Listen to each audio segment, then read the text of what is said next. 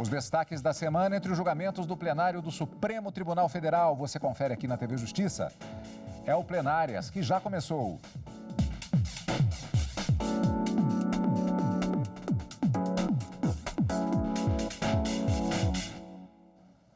Hoje com os principais momentos da sessão do dia 10 de junho de 2020. Karina, uma semana um pouco atípica porque tivemos o feriado de Corpus Christi na quinta-feira, com perspectiva inclusive de sessão dobrada na quarta-feira seguinte, como normalmente tem acontecido quando uma forma de compensação, né? O ministro Dias Toffoli tem feito nesse sentido. E que coincide, inclusive, com uma metodologia a ser adotada em função do julgamento da semana, porque a sessão foi apenas na quarta-feira, mas foi uma sessão de peso, foi até mais tarde, inclusive, por conta do julgamento da ADPF, que trata, por sua vez, do inquérito das chamadas fake news. Um processo que chama muito atenção, havia desistência, inclusive, do Partido Rede Sustentabilidade, que havia apresentado esta ação. Você vai explicar para a gente, já fica até uma primeira pergunta, por que não pôde ser aceito esse pedido de desistência desta ação? O que é certo? Julgamento de peso e que, inclusive, vai se estender ainda nas sessões da próxima semana. O ministro Dias Toffoli suspendeu a sessão logo após o voto do ministro relator, Edson Fachin, prometendo que na quarta-feira pela manhã o julgamento deve ser retomado e, caso não finalize na quarta pela manhã, pode ser estendido na quarta tarde também, confirmada, inclusive, a sessão extraordinária da quinta-feira. Então, semana que vem nós teremos uma maratona de julgamentos, ainda por meio de videoconferência. Mas vamos lá à sua pergunta.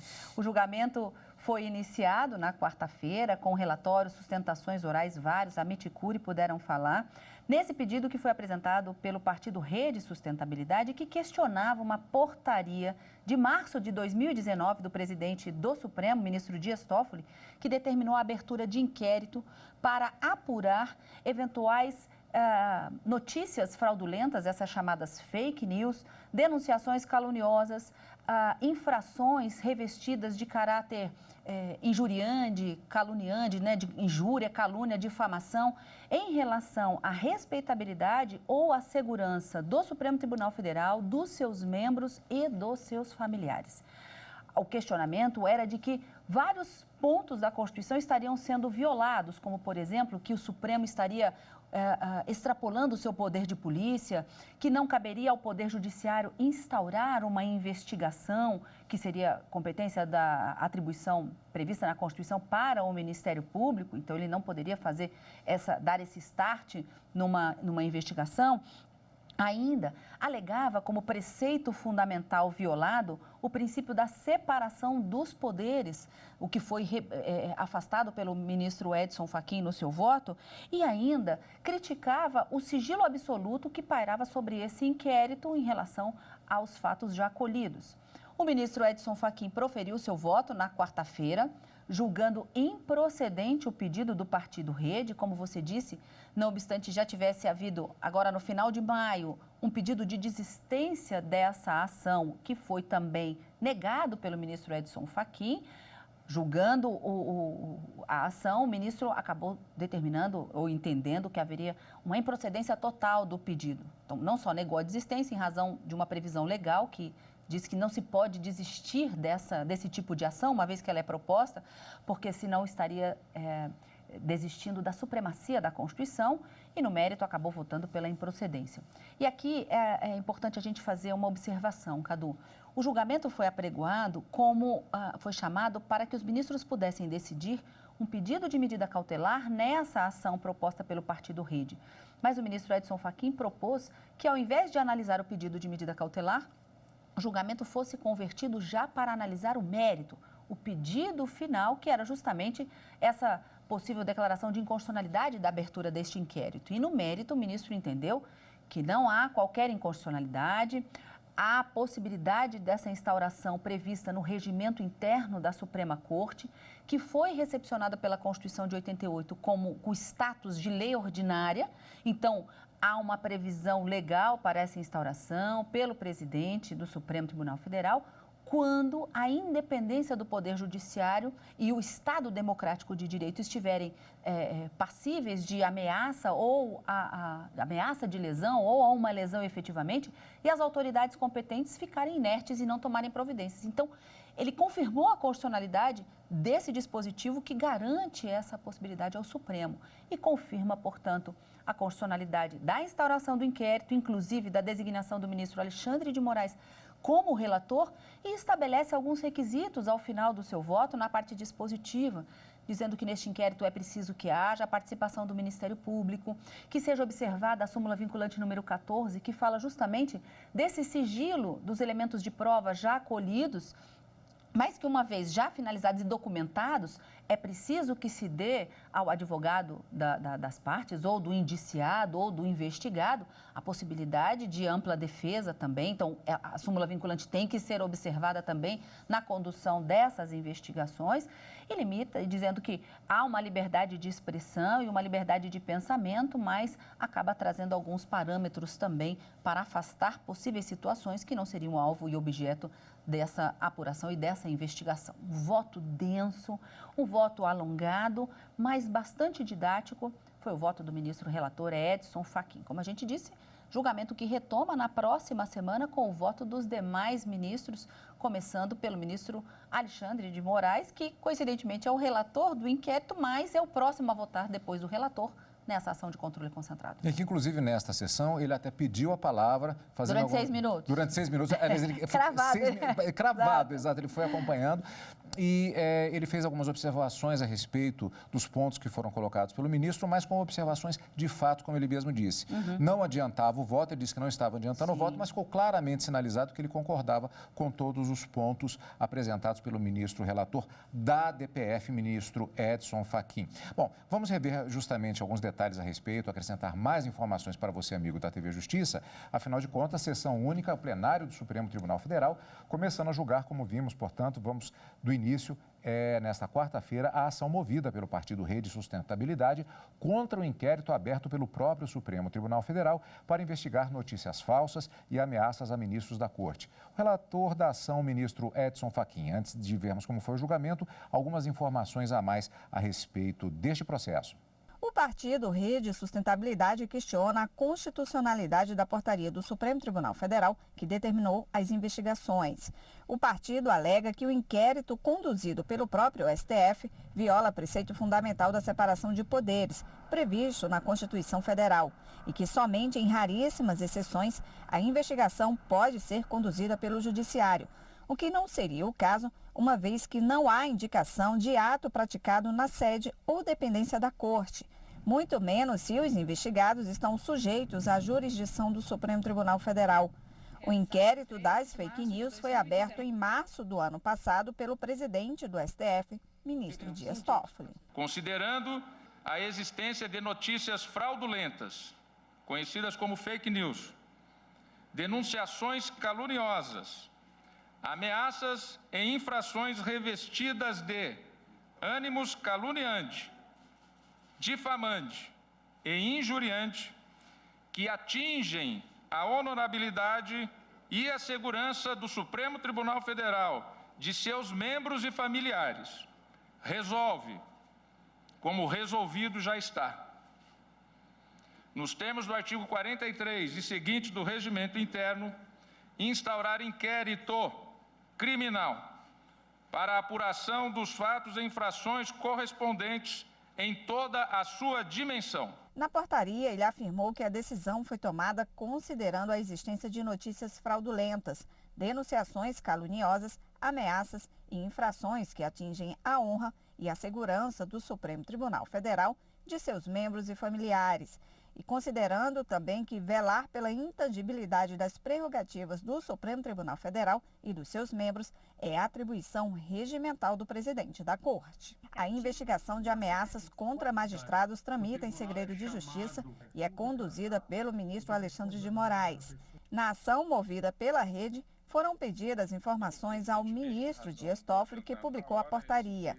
Ele afirmou que o inquérito tem como objetivo identificar associações de pessoas formadas com o objetivo específico de praticar crimes contra os bens jurídicos da democracia e que as investigações ocorrem em segredo de justiça para garantir o sucesso dos trabalhos e preservar dados sensíveis de membros do tribunal e seus familiares. Em maio, a Rede Sustentabilidade apresentou pedido para desistir da ação e argumentou que no decorrer das investigações percebeu que o inquérito se converteu num dos principais instrumentos de defesa da democracia. Mas na semana passada, o pedido foi negado pelo relator ministro Edson Fachin.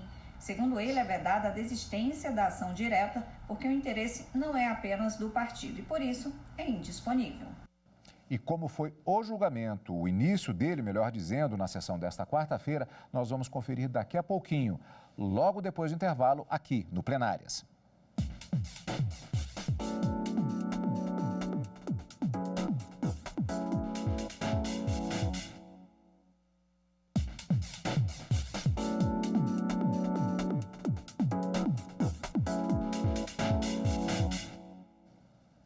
Estamos de volta com o Plenárias. O plenário do Supremo Tribunal Federal começou a julgar a ação que questiona a abertura do chamado inquérito das fake news. A investigação é para apurar notícias falsas, ofensas e ameaças a membros do STF. O relator, ministro Edson Fachin, votou pela improcedência da ação. O partido Rede questionava a validade jurídica do inquérito aberto pelo Supremo Tribunal Federal em março do ano passado. De acordo com o partido, as investigações começaram sem indicar alvos determinados e sem mencionar se os investigados estariam sujeitos à jurisdição do Supremo. Também argumentou que não compete ao Poder Judiciário conduzir investigações criminais, salvo raríssimas exceções, sem a participação do Ministério Público. O STF justificou a abertura da investigação com base no regimento interno da Corte. No mês passado, o ministro Alexandre de Moraes, relator do caso, autorizou uma operação policial. Foram apreendidos documentos, computadores e celulares com suspeitos de integrar uma rede de ataques a integrantes do Supremo com notícias falsas, as fake news. No fim de maio, o partido Rede pediu o fim da ação. Justificou que, apesar de ter questionado o início das investigações, os trabalhos demonstraram que, mais de um ano depois, o inquérito se converteu em um dos principais instrumentos de defesa da democracia. Nesta quarta-feira, os ministros do Supremo começaram a analisar a ação da Rede Sustentabilidade, apesar do pedido de extinção feito pela legenda. O relator ministro Edson Fachin disse que, neste caso, a lei prevê que, após a proposta da ação, não se admite desistência do pedido. O representante dos Institutos de Advogados do Brasil, que participou do julgamento como amigo da Corte, defendeu a inconstitucionalidade do inquérito por entender que houve violação de princípios. Inexiste uma justa causa para este inquérito, instaurado sem delimitação de tempo, sem delimitação de lugar e eventuais fatos, sem nem ao menos referência a eventuais fatos em concreto, e tampouco a indicação de possíveis autores. A Advocacia Geral da União defendeu a regularidade da portaria. A delicadíssima questão de distinguir, de um lado, fake news, do legítimo exercício, de outro lado, da liberdade de expressão e da liberdade de imprensa. A prática mostra a imensa dificuldade de caracterizar o que seria uma fake news. O Procurador-Geral da República, Augusto Aras, voltou a defender a legalidade da investigação, desde que haja a participação do Ministério Público. Para que esta Suprema Corte estabeleça as balizas necessárias para que o inquérito da fake news não se eternize, mantenha-se no universo de um objeto delimitado e que propicie que todas as seus atos e diligências sejam previamente submetidos à apreciação do Dominus Litis, que é o Ministério Público Federal. O ministro Edson Fachin rebateu vários pontos da ação do Partido Rede. Destacou a importância das investigações para punir quem veicula ou financia notícias falsas. No seu voto, ele julgou improcedente o pedido da ação e validou o inquérito. No limite de uma peça informativa, o procedimento, primeiro, seja acompanhado pelo Ministério Público. Segundo, seja integralmente observada a súmula vinculante 14. Terceiro, limite-se o objeto do inquérito há manifestações que, denotando risco efetivo à independência do Poder Judiciário pela via da ameaça aos membros do Supremo Tribunal Federal e a seus familiares, atentem assim contra os poderes instituídos, contra o Estado de Direito e contra a democracia. E quarto, observe a proteção da liberdade de expressão e de imprensa nos termos da Constituição.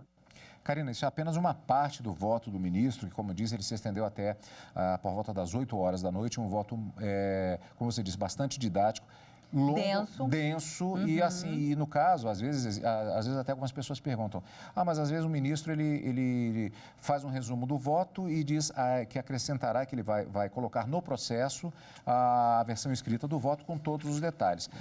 Digamos, juridicamente já é plenamente válido, mas no caso, considerando-se diversas questões relacionadas a esse tema, inclusive um fato também que ele reforça até a própria posição do Partido Rede, quando tentou desistir desse processo, que é o fato de que as condições relativas a estes assuntos investigados, elas ganharam uma força maior, justificando justamente o inquérito por conta de fatos que foram acontecendo à medida do tempo depois em que foi instituído esse inquérito. Então, ameaças a ministros, ameaças a familiares, diversas situações e que fizeram com que houvesse essa tentativa de desistência. O voto do ministro abordou muitas das questões jurídicas ligadas, fortalecidas por conta desta situação. O ministro, inclusive, Cadu, só te fazendo um paralelo, ao longo do seu voto, ele coloca de uma forma bastante incisiva, dizendo que não se pode permitir que seja ameaçado ou ameaçado de lesão, ou mesmo que haja uma lesão ao Estado Democrático de Direito e essa independência do Poder Judiciário, e não se pode permitir que se incite, de uma certa forma, o fechamento do Supremo, a morte de seus membros, a prisão de seus membros ou uma possível desobediência das suas ordens. Isso quebraria, de uma certa forma, macularia o Estado Democrático de Direito, isso não pode ser permitido.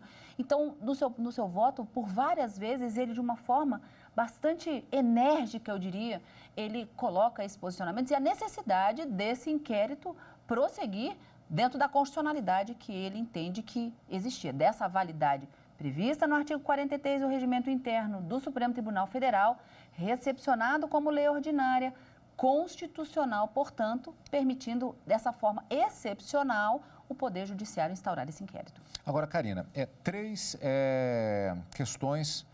pontos colocados pelo ministro Edson Fachin no voto e que você fez referência fortemente no primeiro bloco. Primeiramente, o próprio conhecimento da ação. Em segundo lugar, a proposta de que o julgamento de medida cautelar, ou seja, caráter liminar e provisório, conversão em decisão de mérito. E a decisão de mérito no sentido de considerar improcedente a DPF e, portanto, a constitucionalidade da portaria e, por consequência, do inquérito de relatoria do ministro Alexandre de Moraes. Esse foi o resumo do voto, de certa forma, na sua decisão do ministro Edson Fachin. Mas isso é o que vai ser submetido, tudo isso ainda será colocado ao crivo à decisão dos demais ministros da Corte na próxima semana. Como a gente disse no início, o julgamento continua na quarta-feira da semana que vem, que se inicia com uma sessão extraordinária marcada para as 9h30 da manhã. E caso o período da manhã não seja suficiente para que todos os ministros possam votar e manifestar o seu voto nessa ação, pode se estender, disse o ministro Dias Toffoli, durante a sessão da tarde da quarta-feira. E considerando também que na quinta terá uma sessão extraordinária já agendada, com uma pauta dirigida já publicada também. Mas há uma perspectiva de finalização desse julgamento para a semana que vem, a menos que, como a gente sempre diz, né, Cadu, haja um pedido de vista ou alguma circunstância que determine a suspensão desse julgamento, mas vamos aguardar sem fazer nenhuma conjectura aqui. Mas a ideia é de que a semana que vem as sessões plenárias sejam destinadas à conclusão desse julgamento. Bom, esse foi o principal momento em termos de julgamento na sessão plenária única desta quarta-feira. E um outro registro importante. Logo no início da sessão plenária da quarta-feira, Por videoconferência, os ministros, magistrados e o presidente do Supremo, o ministro Dias Toffoli, prestaram uma homenagem ao ministro Marco Aurélio. Aqui uma curiosidade, Karina. A data de estreia desse programa, porque ele tem uma data de estreia específica com os destaques da semana, com reprises, ele estreia no dia 13, sábado. E é uma coincidência, é exatamente o dia que motiva a homenagem ao ministro Marco Aurélio. Isso porque ele completa 30 anos na Suprema Corte do país. O presidente do Supremo, o ministro Dias Toffoli, disse que o ministro Marco Aurélio é um dos juristas mais notáveis do país. Destacou que ele nunca teve medo de ser vencido. Foi o ministro que criou a TV Justiça e comandou a primeira eleição com urna eletrônica. Toffoli lembrou ainda que o ministro Marco Aurélio é um incansável defensor da Constituição Federal. Um dos mais notáveis juristas de nosso país, o ministro Marco Aurélio de Mello é um irresignado defensor do equilíbrio entre os poderes, da independência judicial, dos direitos fundamentais e da observância irrestrita das leis e da Constituição de 1988 pelos poderes públicos. Absolutamente coerente em seus entendimentos, Sua Excelência não hesita em ser dissidente ou em fazer o devido contraponto nas deliberações, postura que muito enriquece os posicionamentos desta Corte. O ministro Dias Toffoli foi acompanhado pelo Procurador-Geral da República, ministros e advogados. Parabenizo o ministro Marco Aurélio pelos 30 anos, associo-me a Vossa Excelência e certamente aos nossos eminentes pares e registro a nossa alegria. Temos assento nesse momento importante da Suprema Corte, ao lado de Vossa Excelência, senhor presidente, para poder dar nossa modesta contribuição nestes momentos tão importantes para a vida pública nacional. Um dos mais agudos debatedores que já vi atuar. Muitos episódios poderia lembrar, mas fico apenas com um.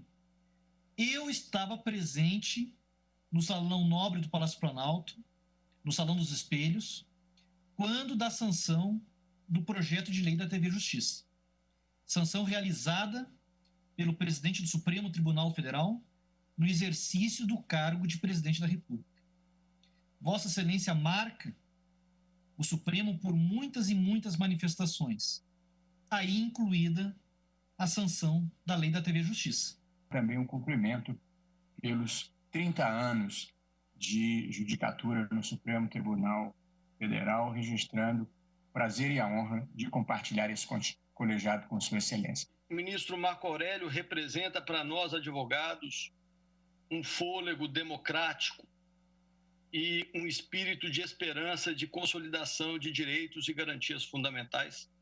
Eu, em nome da advocacia, em nome do Colégio de Presidentes de Institutos de Advogados do Brasil, não poderia deixar de consignar a nossa adesão. Me permito, inicialmente, subscrever por inteiro as palavras que Vossa Excelência, e secundado pela advocacia e também pelo Ministério Público, dirigiu ao eminente ministro Marco Aurélio.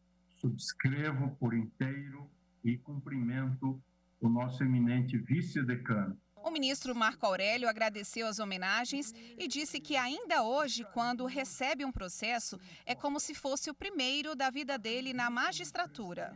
Sempre tive essa concepção, um simples servidor dos meus semelhantes. E ainda hoje, quando me defronto com um processo, é como se fosse o primeiro processo de minha vida judicante. Percebendo sempre que não julgo, não aprecio em si apenas papéis, julgo destinos.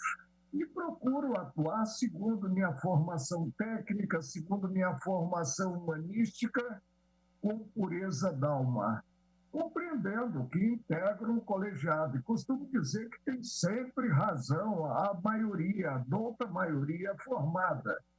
E aceito porque no colegiado não disputo coisa alguma, apenas no somatório de forças distintas dou a minha contribuição. Enquanto tiver a capa sobre os ombros, atuarei com essa espontaneidade de sempre.